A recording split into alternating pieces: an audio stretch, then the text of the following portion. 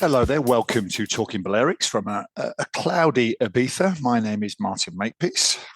And my name is Richie Pryor. Also a cloudy Mallorca today, Mark. It is, mate, isn't it? We've had a very strange week weather-wise, haven't we? Yeah, it's been on and off. But mind you, it's bank holiday weekend, so you probably expect it, don't you?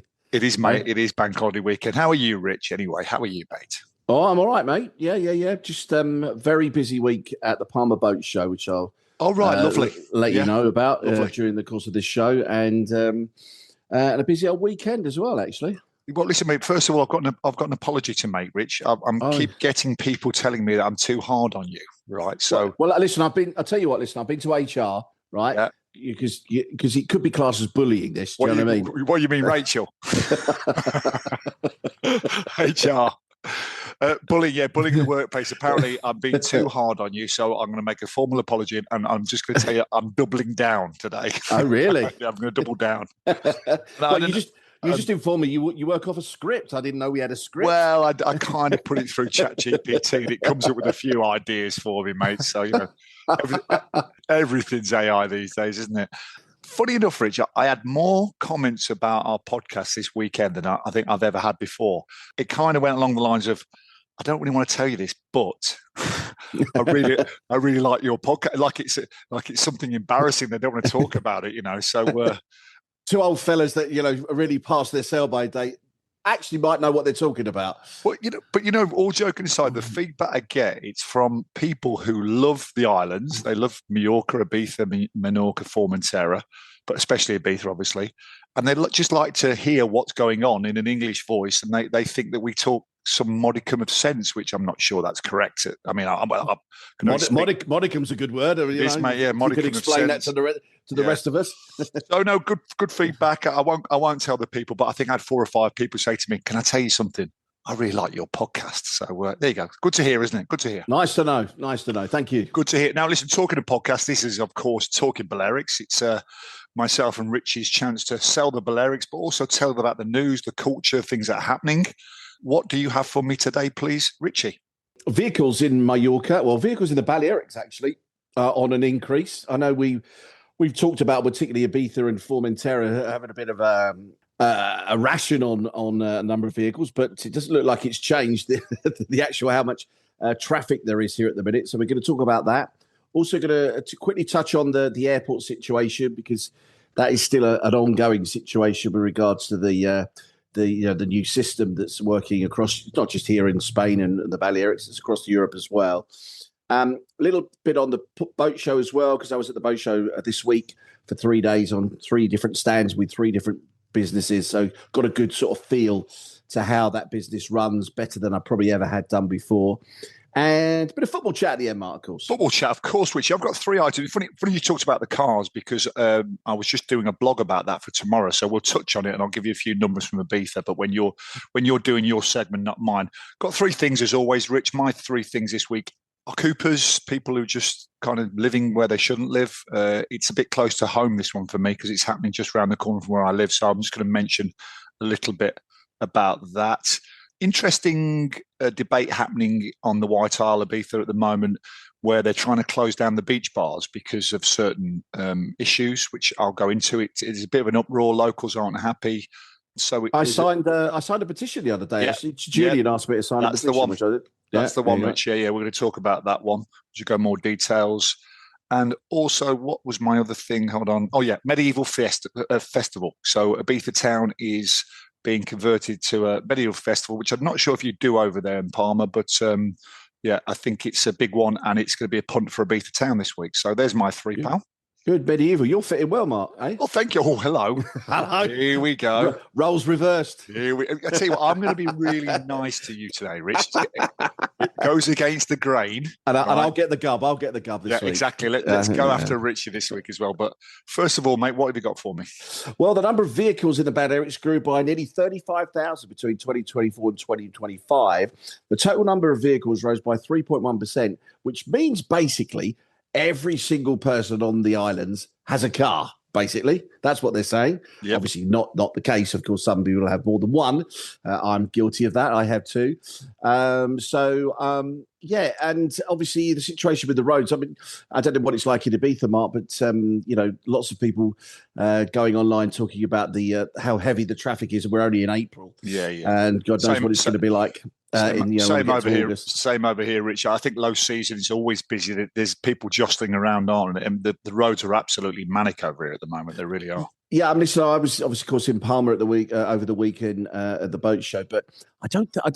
We have touched on this before, but I don't think I've seen an April so busy, Mark. No, and everybody commenting how busy it is. Not just that, Rich. I'm living in San Antonio Bay now in the summer where I did, and I drive through the town regularly. And every bar this weekend was packed. It was all staggered hens, by the way. I've got to tell you, and I spoke to a couple of bar owners. I said, how come it's so busy? I said, it's all big groups, which, it goes with our low season offering, doesn't it? our conversation about we've got to offer something low season. We've had the Palma Boat Show. We had beach rugby this weekend as well. Do you know what I mean? And yeah, once again, all good things because they are early season. But yeah, I have noticed, particularly April, how busy it was, which could only be good for business. Richard, let me give you a little figure because, as I said, I did some research on. Funny you mentioned this subject today because I was writing a blog about it literally about an hour ago. There's a magic number here for Ibiza. So they're going to cap the traffic at, listen to this, 17,668 vehicles per day, right? That's what they're capping it at. But what you've got to remember is this doesn't include residence cars, Rich, right? So again, we're going back to where do the issues come from? Does it come from tourists and people coming, car hire, or people coming on the ferry, which are 17,668 vehicles per day? Or let's put it another way, or is it the 150,000 residents on the island? And guess how many cars are on the island for residents? 160,000, right? So there's more than one car per person on the island, right? Which I'm guilty of. I've got two cars. Sorry, I'll put my hands up. I've got a small one for summer and a bigger one for winter. But it's a bit of a conundrum, Rich, because I still don't understand how they can go through with this. I really don't. But yeah, where does the number come from? Is this the number of vehicles arriving on the island? This is interesting. So up to 14,000 rental cars per day allowed on the roads. Yeah. Okay. So the rest, the 3,668 are from the ferry every day. So ferry. So you've got the tourists coming in, bringing the cars, but best part of 18,000 vehicles that are new to the island, who aren't residents' cars, basically. But surely you don't get 3,000 people, 3,000 cars, sorry, on the ferry, do you? I don't know where they get the numbers from. I really don't. Well, particularly such a number as like 17,668 or whatever it was. Do you know what I mean? It's just like, it sounds a bit strange to me. And, is our mate Juan at the port, counting them as he goes in, and then all of a sudden he's got his hand up and put his hand up and say, "Look, no mas." Yes, that's it. It's like getting to a club. Sorry, mate, just drive your car around, go straight back on the ferry. You're not allowed in. So yeah, I mean, it's tough. I mean, don't forget we've got these charges now where you have to pay to come on the island. I think it's €1 a day per card, so it's not punitive, but at the end of the day, it is something. Listen, the good thing is, Rich, regardless of how they're going to control it and how they're going to assess it year on year, we're moving in the direction where we acknowledge the problem. Yeah, I agree. And I think that's the most important thing. But, small, I remember going to Jersey as a kid, and literally there's 250,000 cars in Jersey or something stupid like that. And, Singapore. So it's a problem that's not going away, Rich. It really is. Mm. So we need to control or contain it rather than do anything else. All right, what you got? So, Rich, I just explained that in the summer I move into my apartment, which is in San Antonio Bay, and next door, about 5 minutes walk, something like that. I would say that there's a big hotel next to Playa Bella, opposite Plastic, the famous bar in the bay. There's a big hotel structure there. It's a big structure, and because we have the problem with the shanty towns and basically, people who can't afford to live on the island but want to live on the island. And that's a separate debate, isn't it? And I could debate anyone with that. Why people want to live in shanty towns, is open to question. However, so this structure's there, and they closed it. They closed one of these shanty towns in Ibiza town the other day, and the bulldozers went in, and all the big kerfuffle. But those people just go somewhere else, Rich. You're not getting rid of these people. You're pushing the problem elsewhere. And ever since that, the structure, which is 5 minutes from my front door, is now been inundated with people. There's tents in there. So if you can imagine, it's open, just the structure of a hotel, open. So there's no balconies. It's really dangerous. So there's just tent after tent on each floor now. There's tents there. It's like a little community. And I've noticed a real uptick in the amount of those people who are hanging around outside. And it's not a great look, Rich. We're a tourist resort. We're a tourist island, and because there's not that many tourists around at the moment because it's early season, you can really feel the tension in the air, and it's just not a good look, Rich. It really isn't. And the problem is, I've written to the mayor of San Jose, because this is San Jose. This is not San Antonio. It's San Jose. So I've written to the mayor now, asking him, to tell us the solutions. But the police aren't able to do anything. They're waiting for a court order, and as you know, Rich, courts take forever, don't they, over here?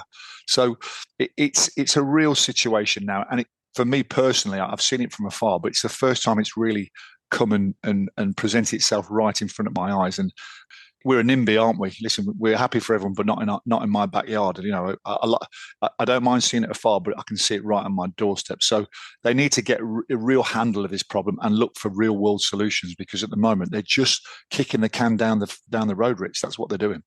And are these people that are coming on boats and stuff like that, or are they? Where have they come from? These people. Most of them are North African refugee or immigrants, should we say, not refugees. You've got a lot of sub-Saharans as well. People who possibly live like this in their own country. So this isn't really an issue for them because they're used to living like this. But obviously, as I said, Richard, the first and foremost, the islands exist on tourism, and public image is a very important thing, whether you like it or not. And, before everyone writes in and says, we've got to be this, got to be that. I don't care. How you present your resort is how you're perceived by the outside world. And at the end of the day, I don't think the authorities have got a solution, and I don't think they know what to do. And as you say, I think there was 25, 30 in there before, but there's over 100 people living in this structure now. It's probably 5 floors. So, I suppose you get a sea view, don't you? That's about it, really. So, and the rental price is good, but obviously you've got the build-up of rubbish, you've got the sanitation issues. I hate to think what it's like inside, Rich. So it's not good for them, and it's just not good for us either. So, obviously, Portugal have decided that the EES border isn't for them. Oh, it's Portugal as well. When was this? Yeah. When was this? I've missed this one. No, it's just happened over the last sort of day or so. Right. Obviously, so Greece, it was the country I was looking for, but now Portugal and Italy are apparently reported to be following suit and allowing UK customers to sort of just, come through passport control as they normally would, rather than use this EES scheme, which is causing quite a few problems. I sort of noticed on the news the other day, Sky News had one of the reporters had her sister come through Palma Airport and mentioned it had taken her 2 hours to get through passport control. So it's not a good look. Do you know what I mean? Especially, I think we've mentioned this before, that you're trying to get through passport control, it's taking you longer than it's actually taking the flight to get from the UK to where it's supposed to be going. And it's just not a nice start to the holiday, is it? Let's face it, particularly if you've got kids with you as well. It's just awful. So Spain apparently holding firm at the moment, but I can see pressure being put on the authorities, AENA, do you know what I mean? Which is obviously the company that runs the airport structure here and everything else, to maybe just get rid of it, because it's not good. Well, the dominoes are falling, Rich, aren't they? I was funny thing, I was listening to Simon Calder, who is the travel expert. He was on LBC the other day, and he was talking all the way through it and said, it's chaos out there. They've not thought it through. No. It's total chaos. Funny enough, there was a phone in on it. Someone came on from, actually Simon Calder said, Mallorca's running really well. And then someone else rang in and said, I'm living in Alicante, it's running really well. So it goes in line with exactly what we were saying about it before. Mallorca is a really well-organised airport. They're doing well. Alicante, obviously, all those years of dealing with the British market, the Benidorm people and the Costa Blanca people there well. But the rest of us, Ibiza can't cope, Rich. So it's starting to happen. As I said last week, first busy day of the summer, when the proverbial hits the fan, everything will change. So I don't know why they don't just get on with it, admit defeat and say it was not very well thought out. Let's delay it for another year. Let's bring it in November, as you said before. Let's trial it, bring it in November, and go from there, because it just isn't working. If it's one flight coming in, then it's not a problem. But if it's 3 or 4 flights that all arrive at the same time, it's bedlam. It really is. You know what I mean? It's not a case of Palma running well. Yeah, Palma can run well, but it will be the same as every other airport. It will collapse as soon as there are a lot more flights arriving, and that's going to happen. Do you know what I mean? We're only at the start of the season. This weekend just gone really is the official kickoff to the summer season, and it's only going to get worse. Well, it's the pigs straight away, isn't it? The pigs. For that acronym, it's Portugal, Italy, Greece, and Spain.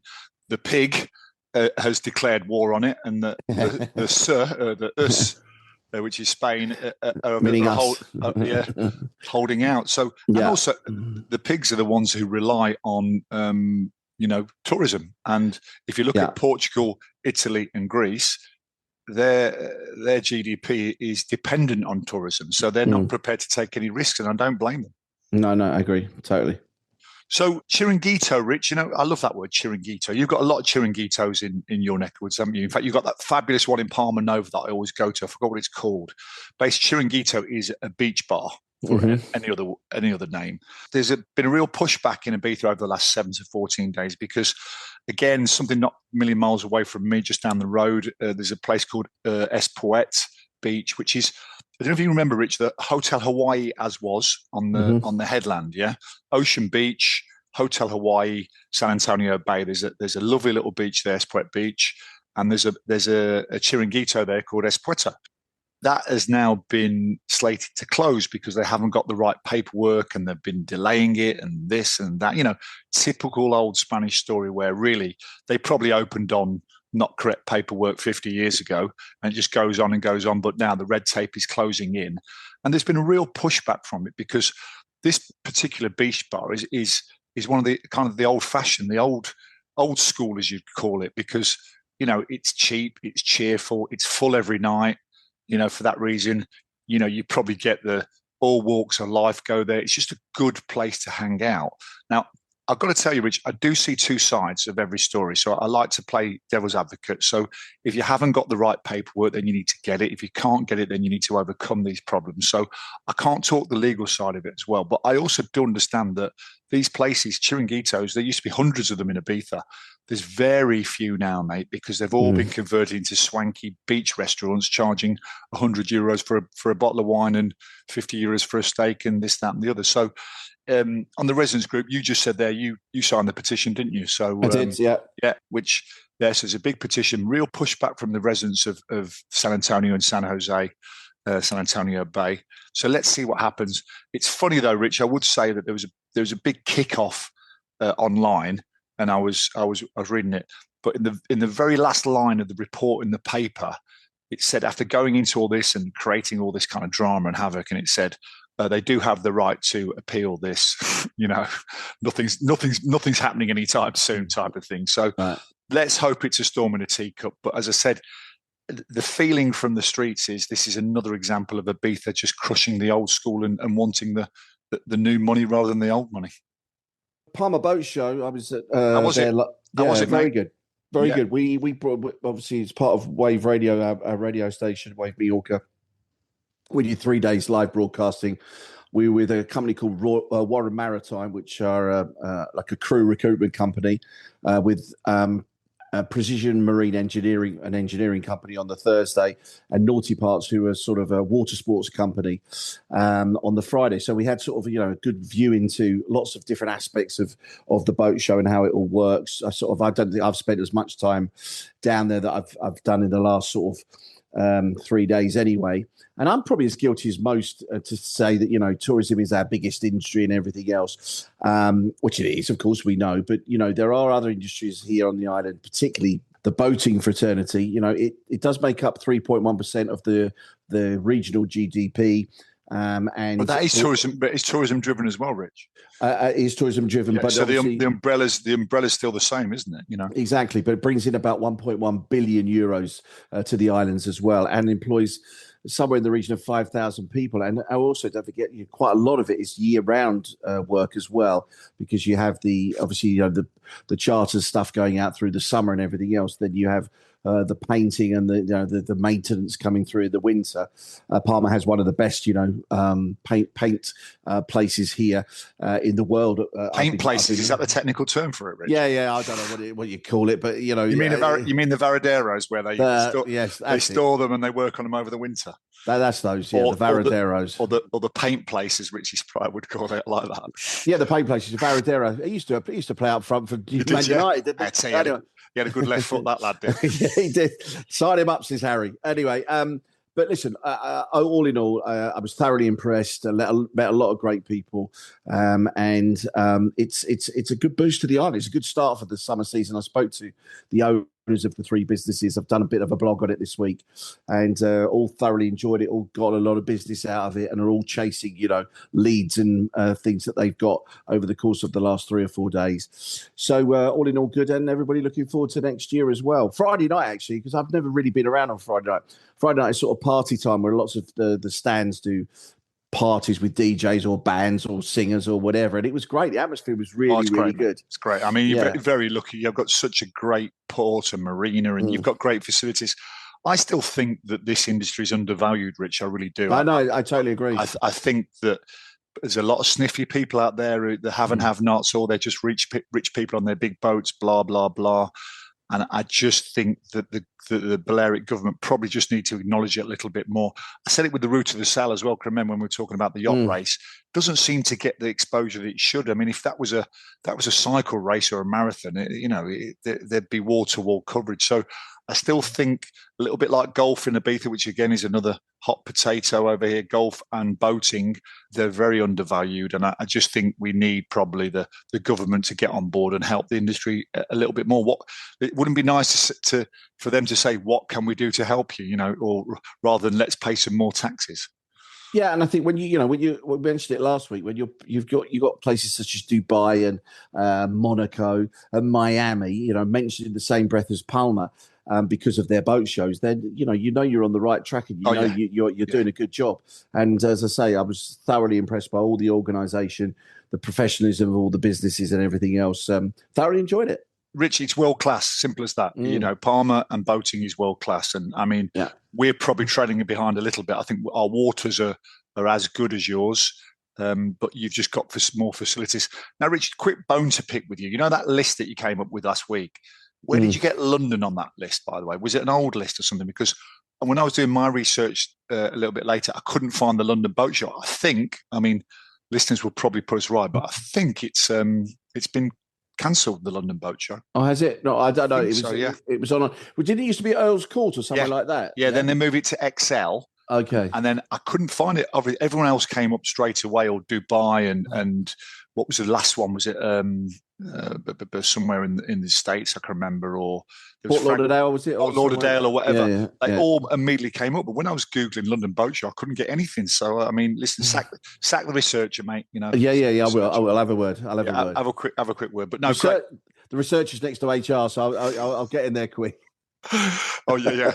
Is that the big department that we employ from Talking Balearics? Is it? Yeah, that's it. We'll get your legal people talk to my legal people. I'm sure we'll solve it, mate. Yeah.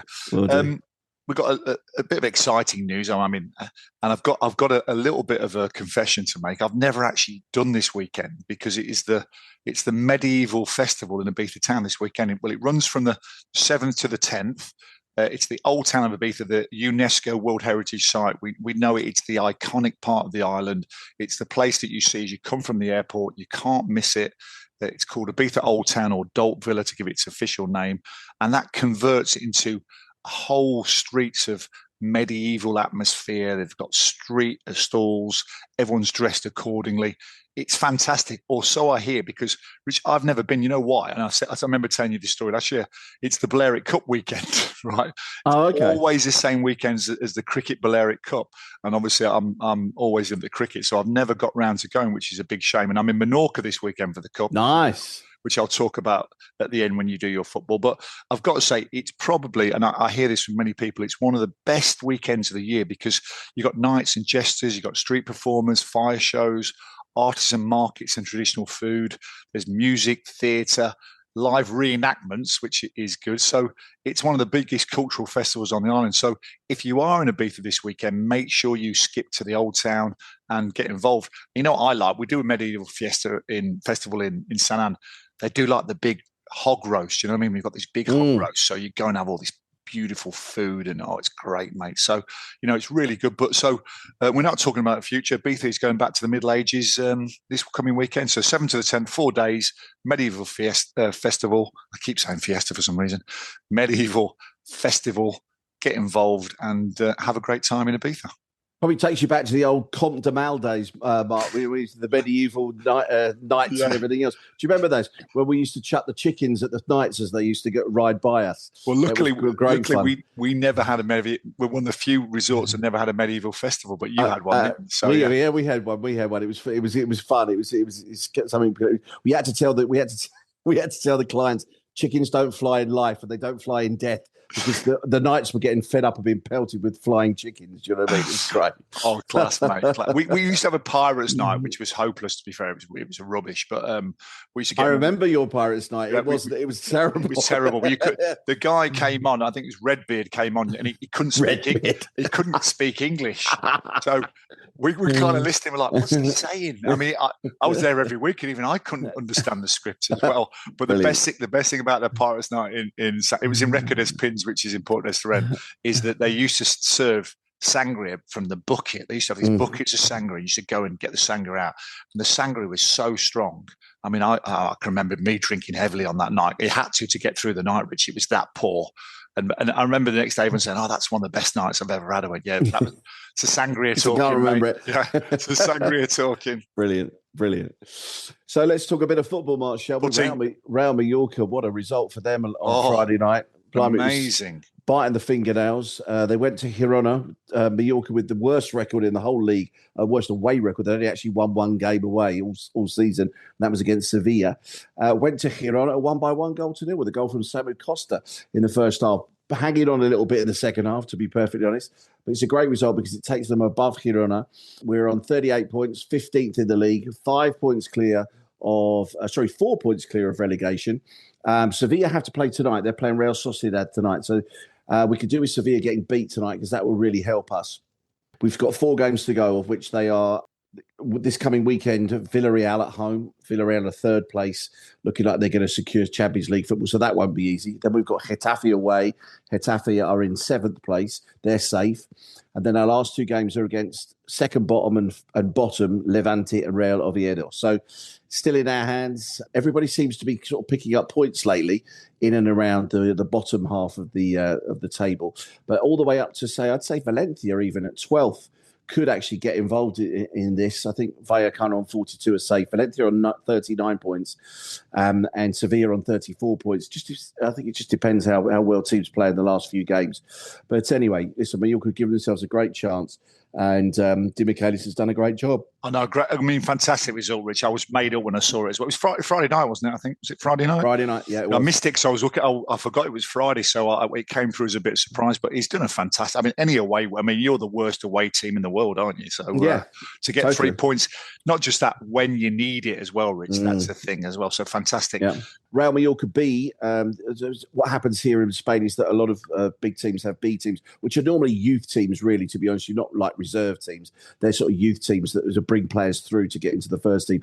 They won Tercera yesterday, which means they go up to Segunda RFEF, which is basically our 4th division, if you want. Do you know what I mean? So they could go all the way up to Segunda, which is the league below obviously La Liga. They can't go any higher than that because obviously you can't have 2 teams from the same club in the same division. So, but that's a great result for Real Mallorca B, and also a fine win for Palma this weekend, beating SD Portmane by 4 goals to 1. My son was over the moon. He played as well. Did he play? Oh, great! Did you go?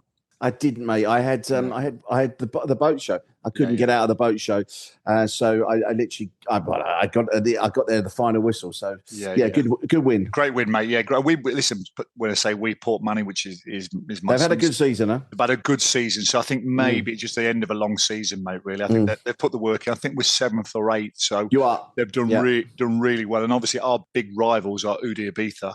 and below you. We smashed them out of the park this year, mate. So I think we drew both derbies, but on a head-to-head, we're much better than them. Anyway, I don't know if you might. I don't know something I want to mention also. I don't know if you've heard this, that they were talking about in youth football making national leagues in each of the different islands, which I don't know what you think. I think it's a bad idea. No, it's a terrible idea, Rich.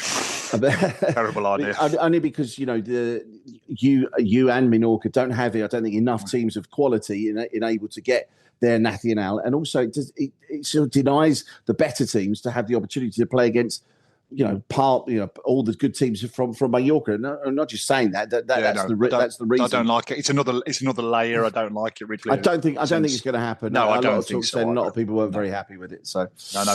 So just before we leave, just a big shout out to Ibiza Cricket Club, Mallorca Cricket Club, and Menorca Cricket Club. Now, it's one of the few things we can actually talk about. There's no Formentera, so unfortunately, but it's one of the few things we can talk about. A Pan Islands tournament, isn't it? So this weekend we travel to Menorca on Thursday. So Friday is Menorca versus Ibiza, and then Sunday, which we're hoping is going to be the big one because they're probably the two best teams, Mallorca and Ibiza. They play off on Sunday. So good luck to everybody, but especially my team, Ibiza. I've just played this weekend, so I'm a little bit jaded. Took a super catch. Did you see my catch on the on my story? Funny if I missed it. It was televised as well, mate. So really? And is it on Sky? You know how much? Well, not yet, but I'm thinking they'll pick it up. To be fair, because you know how much I hate TV and the camera. So But no, this weekend it's looking forward to the cricket. So who are the holders, Mark? Mallorca, obviously. Okay. Yeah. You did very well last year. We won 23-24.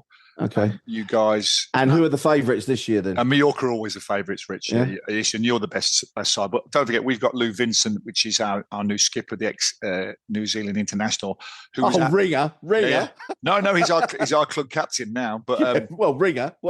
Kind of. Yeah, he's our club captain. He lives on the island now. However, he got out first ball yesterday, mate. Oh, really? Yeah, first golden duck yesterday. So funny enough, I did speak to, is it a guy called Wes? Yeah, Wesley. He's a boatie. Yeah. So I spoke to him, and he sent me the flight list. They've got Jay Anderson on their list. I don't know if that means anything to anybody. No, I don't know. No? Is that's John Anderson, the fat the fat Scottish guy.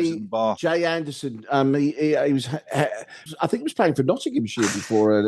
A fast bowler, I think. Just shows you about your knowledge of cricket. Are you talking about the Burnley bomber, Jimmy Anderson, who plays for Lancashire by any chance? That'll be him. Yeah. That'll be him. Hey, we'll see him off, Rich. Don't worry about that. And by the way, Menorca's cricket ground is the best in the world, isn't it? Best in Europe, I'd say, by far. Yeah, I agree. It's amazing. If you like old school cricket, then Menorca. I mean, our ground is pretty spectacular now, but Menorca are 40 years ahead of us, mate. It's a wonderful place to go and play cricket, and a really good set of lads as well. So looking forward to that. And final thing, Rich. Just everyone out there, listen, we're getting such great feedback from the podcast. Please like and subscribe if you can, because that means you'll get the podcast delivered to your platform every week and you don't have to download it. So please do that for us and we appreciate it. And leave us some comments too. Yeah, it's always nice to get the comments, actually, isn't it? Yeah. Whether it's been good or bad, we take them with a pinch. We take them with a pinch of salt. We don't take it to heart. Don't worry. Another one. Mine's been used to negative comments all his life. Yeah, of course, mate. Listen, it's water off a duck's back, Rich. Listen, remember, if you give it, you have to take it. And totally. I think all banter's good banter, Rich. It's as simple as that. But I've got to tell you, those 4 or 5 people I spoke to this week, 3 of them really surprised me because they weren't people that you'd expect. So it's all good, mate. So it's all positive. And good. Thanks for everyone's feedback. I really enjoy hearing what you think about it. Yeah, me too. And listen, I do understand that Richie does waffle on a lot. But, literally, he's getting better. I'm teaching him. The final dig in the ribs before. Yeah. I can't help it, mate. So, Mark, maybe you can beat this out. He's full of shit, that boy. Rich, I'm going to have to beep that now, aren't I? Rich, it's always a pleasure, mate. Same time next week. All the best, Mark. Oh, listen, I'm off to London tomorrow to see my team, hopefully. Yes, well, that's why we're recording. This is why we're recording this a day early, Rich, aren't we? We are. That's right. That's true. So, let's see how we get on. I'll tell you all about it next week. Good luck to the arse tomorrow, mate. Listen, Thank you, mate. Have a good week, buddy. All the best. Make me dance.